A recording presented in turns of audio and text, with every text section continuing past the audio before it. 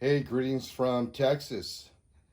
All right, today this is going to be one of my first videos in a new series I'm going to start about cooking with preps, cooking with food that you keep for emergency situations, using just stuff that you may have in your pantry or things that you should keep in your pantry and things that we have in the refrigerator.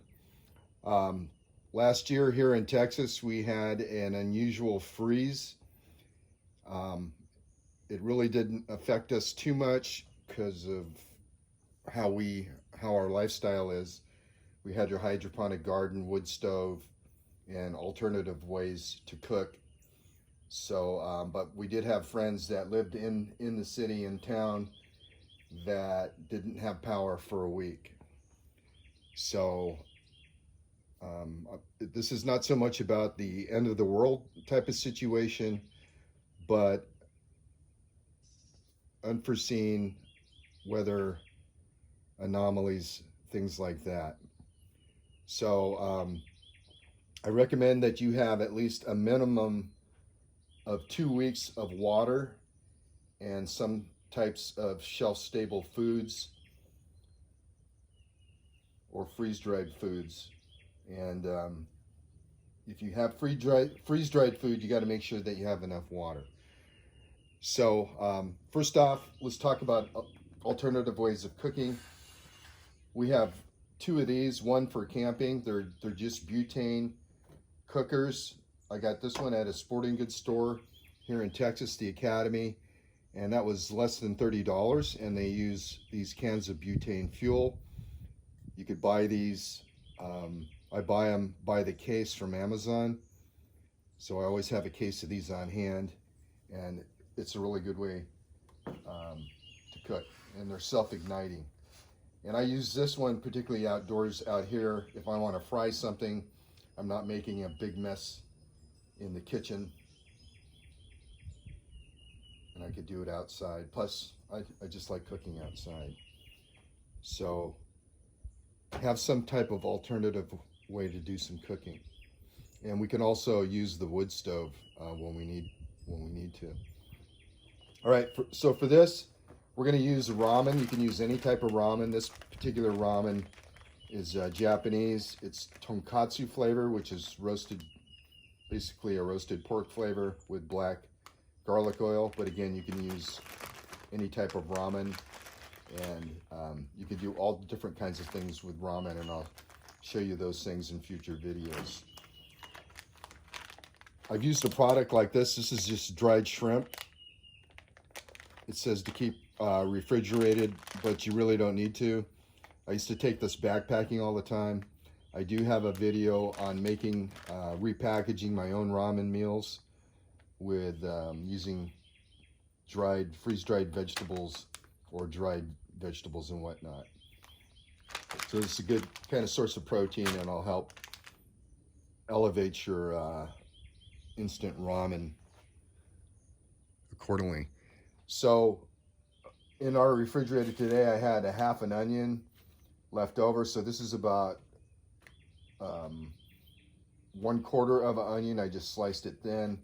This is just one small carrot, sliced it up. We had some broccoli. I have that. And this is a dried shiitake mushroom, something I always used to take backpacking, adding it to my ramen. And then we had our eggs.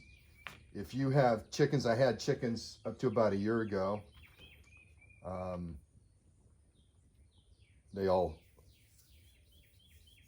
serve their purpose, but unwashed farm fresh eggs, you don't need to keep them refrigerated. These are store-bought. They need to be kept refrigerated. But you know, for some reason, in this situation where your power was out, you can either use these up right away, or a trick we did in Boy Scouts, which is we would coat them with Vaseline. So what you want to do, that naturally there's a protective coating on the egg. When they factory eggs, they're washed and treated, but you could take a regular egg, and all you're trying to do is prevent air from getting in inside the egg, just coat it with Vaseline. So you could do that in an emergency situation. So we're going to go ahead and cook up our ramen. Now the instructions on this ramen are in metrics. So for each package of this particular brand, you're going to use 500 milliliters. 500 milliliters, it's real easy to convert, is approximately 16.91 ounces. Okay, so 2 cups plus an ounce. And because I'm using the shrimp, the dried shrimp and mushroom, I just added another 2 ounces of water, because this is going to absorb some of the liquid. Again, 500 milliliters is just over 2 cups, so 250 milliliters is going to be 1 cup, 8 ounces, plus a half an ounce, 8.5 ounces. All right, when our water gets going, we'll go ahead and cook this up, and I'll show you how I do it. All right, our water's almost ready. Another reason I'm cooking outside, is I had done some drywall in our laundry room, and Sabrina is in there painting that. I'm currently working on the bathroom, all the holes in the walls that the plumbers cut to reroute my plumbing due to our slab leak. So as our water's starting to boil here, we're just going to take our mushroom. You can, if it's not an emergency, you can soak it in water and slice them up, but you can just break these up and put them in there. And I like to do the vegetables first for at least a minute before we put the noodles in, and that way they're fully cooked and fully hydrated by the time the noodles are done. So your timing will be good. So we got our mushroom in there, and we're just going to take a handful of shrimp. Again, it says keep refrigerated, but you don't really have to until you open the package. So, and that's going to add some flavor also to the ramen, besides giving you some protein. And let's go ahead and get our vegetables in there.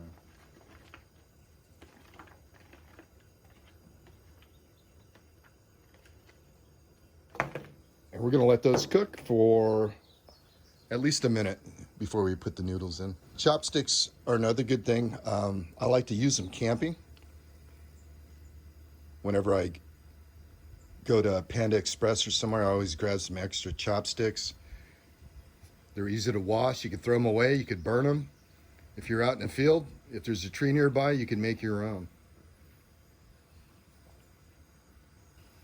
We are back. It's just been about a minute and a half, giving our vegetables and the mushrooms a head start. So now we're going to add our noodles. We'll come back in about 30 seconds. We are back. Let's go ahead and unfold these noodles. And we're going to add our egg. Now eggs, we also keep a product called Ova Easy. They are basically eggs that are freeze-dried or egg powder, and I cannot tell the difference between those and regular eggs. So you just mix them with water, and then you have eggs. So it's another thing you could keep around the house.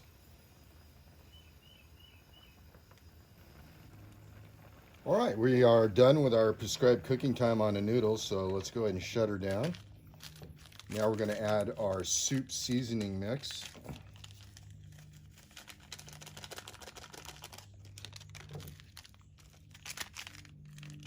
And our black bean oil, black garlic oil.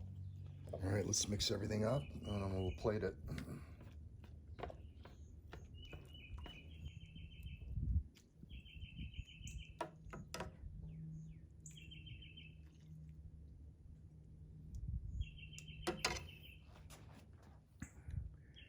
And give you a little look-see.